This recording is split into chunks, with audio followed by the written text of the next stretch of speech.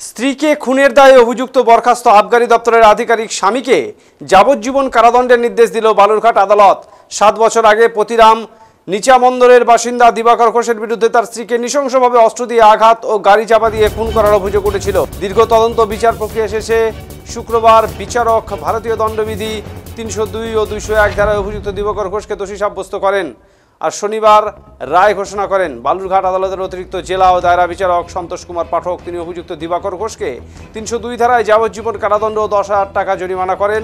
অনাদায়ে আরও 3 বছরের বিনাশ্রম কারাদণ্ডের নির্দেশ দিয়েছেন এবং 201 ধারায় 7 বছরের সশ্রম কারাদণ্ড ও 5,000 টাকা জরিমানা, অনাদায়ে আরও 2 মাসের বিনাশ্রম কারাদণ্ডের নির্দেশ দিয়েছেন বিচারক।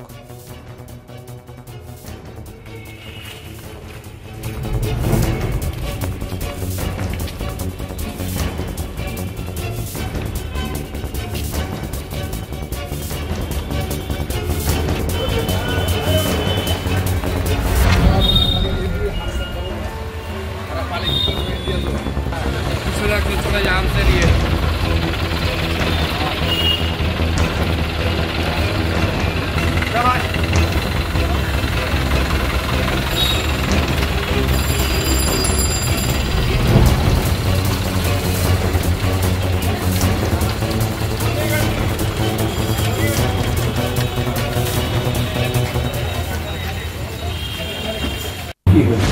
এবং গত ইংরেজির 11/6/2018 তারিখে ডক্টর অমলেন্দু দত্ত রায় উনি বালুরঘাট থানায় একটি অভিযোগ দায়ের করেন এবং করে সেখানে ওনার মেয়ে অনন্যা দত্ত রায়ের মৃত্যু সংক্রান্ত একটা অভিযোগ করেন এবং তাতে ওনার জামাই দিবাকর ঘোষ যিনি তদানীন্তন এক্সাইজ ডিপার্টমেন্ট অর্থাৎ আবগারি ডিপার্টমেন্টের আধিকারিক ছিলেন এবং তার মা অর্থাৎ ডিসিজদের শাশুড়ি অর্চনা ঘোষ এদের নামে একটা অভিযোগ করেন যে পণের দাবিতে এবং অন্যান্য কারণে দীর্ঘদিন ধরে অত্যাচার চলছিল এবং এই এফআইআর করার আগের দিন তার মেয়ে ট্রেনে করে কলকাতা থেকে যখন ফেরে মল্লিকপুর স্টেশনে আসামি দিবাকর ঘোষ তাকে রিসিভ করে নিয়ে যায়। তারপরে তাকে মৃত অবস্থায় পাওয়া যায়।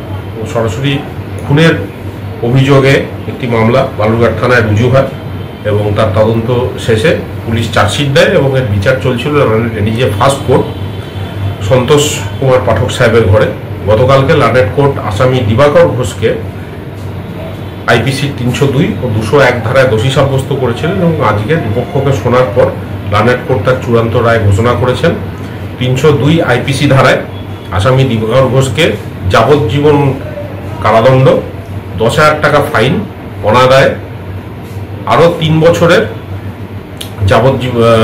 বছরের বিনাশ্রম কারাদণ্ডের আদেশ দিয়েছেন এবং 201 আইপিসি ধারায় আসামি দিবাকরকে 7 বছরের সশ্রম কারাদণ্ড, 5,000 টাকা ফাইন, অনাদায়ে আরও 2 মাসের বিনাশ্রমের আদেশ দিয়েছেন।